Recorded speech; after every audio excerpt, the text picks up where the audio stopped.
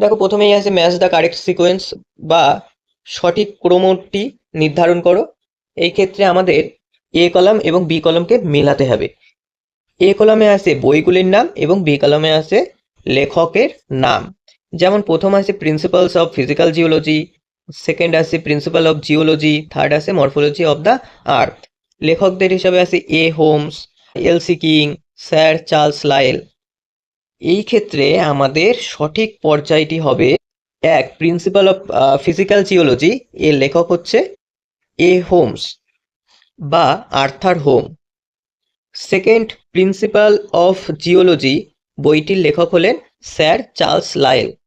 Third number বই morphology of the earths, বইটির লেখক হলেন এল সি কিং। সেকেন্ড প্রশ্ন, who wrote the book principle of geomorphology, principles of geomorphology বইটির লেখক কে? সঠিক উত্তরটি হবে ডাব্লিউ